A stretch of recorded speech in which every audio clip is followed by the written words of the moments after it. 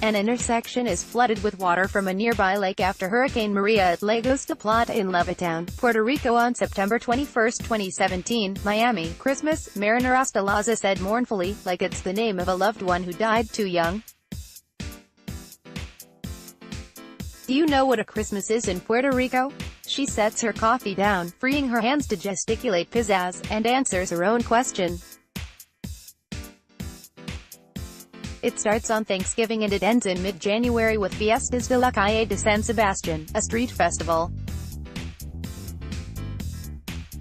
It's 3 months of partying, drinking and freaking good-ass music, she said, sighing. Being here, it was sad. My family over here is already Americanized, so they don't do the same parties or the same traditions we have over there. The 28-year-old fled to Florida's largest city in October after Hurricane Maria inundated Levittown, the middle-class San Juan suburb where she lived in a one-story home with her grandmother and great-grandmother.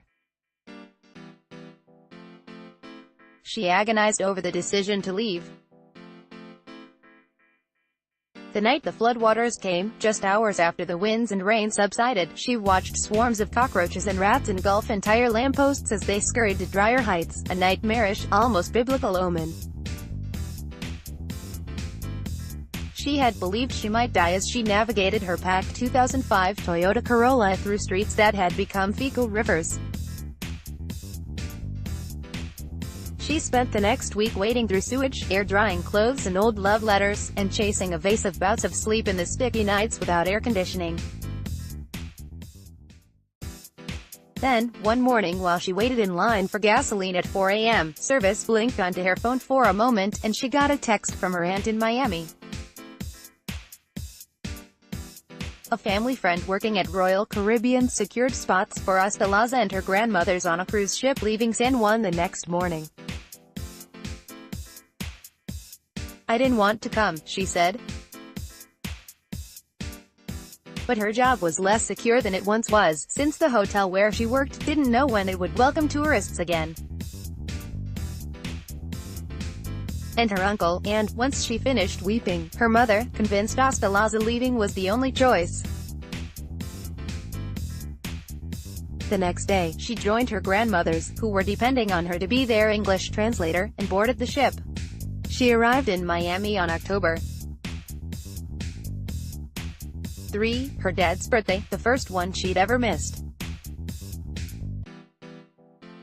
Nearly 9 months later, Ostalaza feels stuck in a city with expensive housing, limited jobs and, the weather and plentitude of Spanish speakers aside, few resemblances to her island. Puerto Rico remains in shambles and without reliable electricity. Federal authorities have yet to even determine the final death toll from the storm, though Harvard University researchers this week pegged the number at 4,645, 70 times the official tally and nearly 3 times higher than Hurricane Katrina in 2005. On Friday, a new hurricane season begins. Roughly 136,000 Puerto Ricans fled to the mainland United States in the months after the storm. That figure, based on school enrollments as of last February, is expected to surge well above 200,000 when states release new data in September. Almost half of them stayed in Florida. But few are settled. Ostalaza got a job waiting tables at a Puerto Rican restaurant in Kendall, south of Miami, but she still lives rent-free with her aunt and uncle. She is debating when, or whether, to go back, wondering if remaining in Miami, with its increasingly flood-prone streets and heatless waterfront construction, is any less delusional than returning to Puerto Rico in an era of rising seas and warming temperatures. Miami can barely handle the people who live there now. Ostalaza's predicament demonstrates policymakers' failure to prepare for sudden influxes of migrants fleeing the kind of extreme weather that is becoming more frequent as climate change worsens, scientists say. Her reality also highlights a more subtle effect of displacement, a quiet epidemic of homesickness and depression, particularly among Americans with as unique a culture as Puerto Ricans. Mariner Ostalaza, 28, brings up abilities Lo del Encanto's the Puerto Rican restaurant in the Kendall section of Miami-Dade County where she works. The problem threatens to become much worse in South Florida. Caribbean nations that neighbor Puerto Rico are particularly at risk, and not just from sea level rise. Since the early 1980s, countries like Jamaica, Haiti and St. Lucia began adopting neoliberal economic reforms pushed by the U.S. and the International Monetary Fund.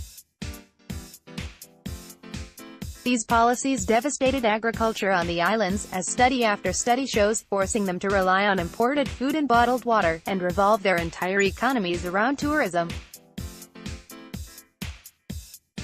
The only thing that keeps the entire Caribbean economy from completely collapsing is tourism, said Jesse Michael Keenan, an expert in climate migration at Harvard University. Like in Puerto Rico, where the island's $70 billion public debt has strangled the local economy, financial hardship already makes many in the Caribbean eager to leave. When extreme weather ravages infrastructure and makes it difficult to import and distribute products, countries are thrown into chaos, and South Florida is the closest entry point to safety in the U.S. Miami can barely handle the people who live there now, Keenan said. It's hard to imagine a future where they could handle much more influx from the Caribbean. Hurricane Maria became the deadliest disaster in modern U.S. history, not because it was a Category 5 storm, but due to the failure to provide emergency relief quickly enough, if at all. The Harvard survey found that the number of deaths soared in the months after the storm as a result of the interruption of medical care. About 14.4% of households reported losing access to medications, 9.5% said the widespread blackouts left respiratory equipment useless, 8.1% said nearby medical facilities remained closed, and 6.1% said there were no doctors at those clinics. Nearly 9% of households in remote, mountainous areas could not reach emergency services by phone. In the weeks after the hurricane made landfall, food and medicine stayed packed in shipping containers as the Federal Emergency Management Agency struggled to find ways to distribute the much-needed goods around the storm-ravaged island. The agency insisted they were retail goods, not aid. Companies contracted by the agency failed to deliver millions of meals to hungry Puerto Ricans. Federal contractors hired to rebuild the island's crippled electricity grid became the subject of corruption allegations. At one point, the company Whitefish Energy Holdings suspended work on power lines until Puerto Rico's bankrupt electric utility paid up. Last month, Puerto Rico plunged into darkness yet again after an excavator working too close to a fallen transmission tower got too close to a high-voltage line. The Trump administration, after some debate, tweaked welfare rules to allow Puerto Ricans to buy prepared meals with food stamps. But the White House refused to offer aid money to Puerto Rico in January, insisting the island undergo means testing that determined it was too rich to qualify for the funding, despite the poverty rate surging from 44.3% to 52.3% after the storm. As the administration continues to ignore and marginalize scientists whose research warns that climate change is making the frequency, strength and speed of hurricanes more cataclysmic, mismanaged relief efforts could well become a permanent fixture. The federal government's bungled response to the storm extended to the states that took and displaced Puerto Ricans. It took FEMA more than a month to activate a transitional housing program for displaced survivors. The agency planned to discontinue paying for Puerto Ricans to live in hotels in April. But after state and local officials scrambled to shore up funding to keep the Puerto Ricans housed, FEMA reversed its decision and approved a request to extend a transitional housing program to 1,700 Maria survivors. But that program expires on June 30th and FEMA has no plans to extend it again. FEMA spokeswoman Lanisha Smith said the agency was working closely with survivors of Hurricane Maria from Puerto Rico, including those in Florida, on finding more permanent housing solutions. Finding permanent housing has been a struggle, particularly in Florida. They don't have the money for renting any house that they can afford in Florida, said Angel Marcial, a bishop with churches in Orlando, the top destination for Puerto Ricans in Florida.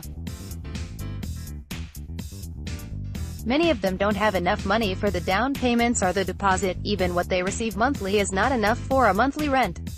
But in Orlando, at least, the Puerto Rican community is filled with more recent arrivals and is close-knit, making it easier to access community services. Miami, the second strongest magnet for Puerto Ricans and almost twice Orlando's size, is a bit tougher. The cost of living there is 10% higher, according to Expatistan, a site that compares living expenses between cities. Hostelaz's predicament demonstrates policymakers' failure to prepare for sudden influxes of migrants fleeing the kind of extreme weather scientists say are becoming more frequent as climate change worsens.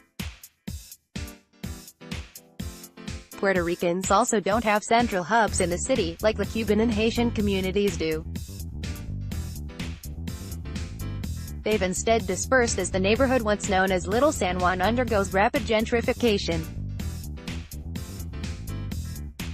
Land prices in Wynwood, a neighborhood just north of downtown, quintupled between 2012 and 2016, according to real estate data cited by The Real Deal. Lease rates more than doubled. For many, the neighborhood has become too expensive for natives, let alone newcomers.